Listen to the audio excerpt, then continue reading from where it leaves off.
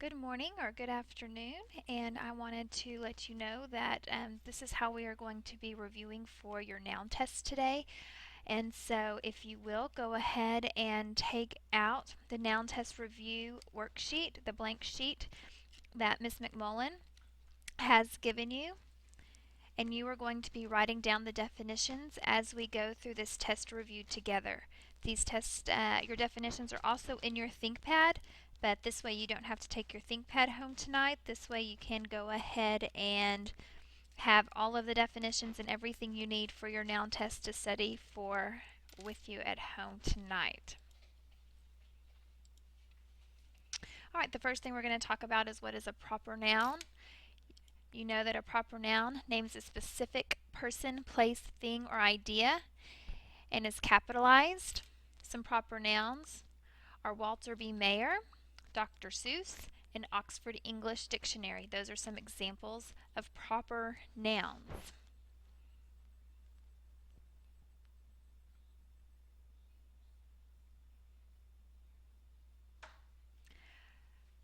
Common noun. A common noun names a general person, place, thing, or idea and is not capitalized. Sorry, it's kind of blocked right here, but it's not capitalized. This is anything that is not specific, it's general. So things like a library, a route, or boys are common nouns. Please write down these definitions.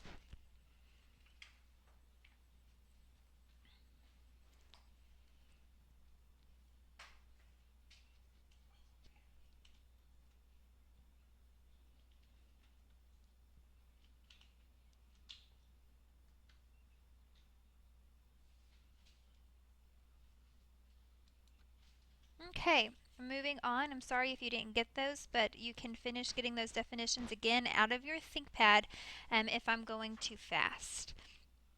The next thing that's going to be on your noun test are count and non-count nouns. Remember that a count noun names things that can be counted. You can use an a, and, the, or make the noun plural, and then it'll make sense. Some count nouns are pen, marker, and skunk.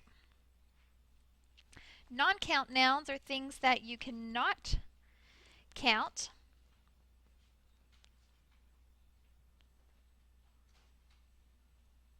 And you cannot use the a, an, or the, or make it plural for it to make sense. Some non-count nouns are words like traffic, grass, and oxygen. Those are things that you cannot count. I'll give you about 30 more seconds to write down these definitions.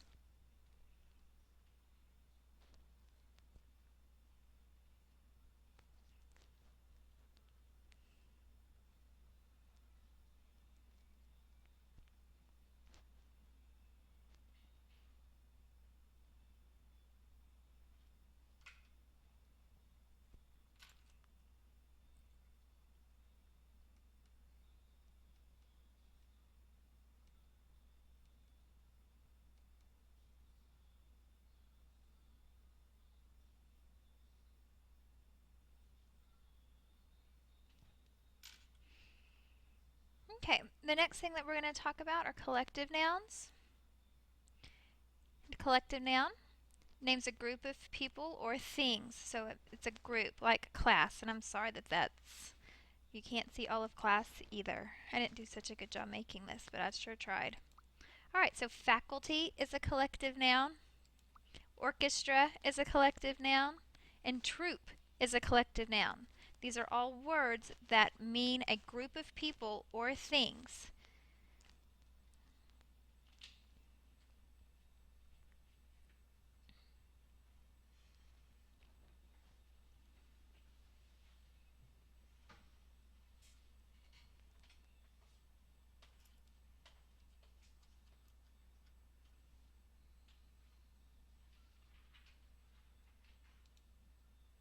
Alright, possessive nouns. There are three types of possessive nouns. Okay, our three types of possessive nouns are plural possessive, which is where your noun is already plural, it already ends in S, so all you have to do is add the apostrophe. Singular possessive is where your noun is singular and you have to add the apostrophe S. And then you have your irregular plural possessive, which are words that are plural that do not end in S. So you add an apostrophe S, like children's or men's or women's. Watches is an example of a singular possessive noun, and boys is an example of a plural possessive noun. Now remember that possessive nouns have the apostrophe. Plural nouns do not have the apostrophe, only if you're wanting to show ownership.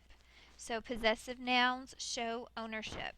And I didn't put that on here, but that's what possessive nouns do. And then these are the three types of possessive nouns.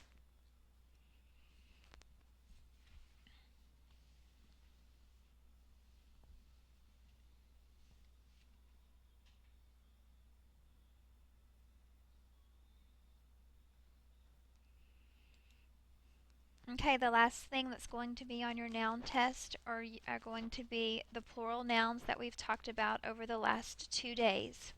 So here are your 8 rules that you need to copy down. You have, and these are just short little snippets. You have your full definitions in your ThinkPads if you want to write those down. But you have where it ends, your singular word ends in F or FE. So you add ES or change to VES, such as leaves. You have singular nouns that end in O, and all you have to do is add S. Remember that there are exceptions to that rule. Most plural words you just have to add S to, like books or sums. Some plural words you have to add ES to, like words that end in CH, SH, S, SS, Z, or X. An example would be like cheeses. Another rule would be where your word ends in a consonant plus Y.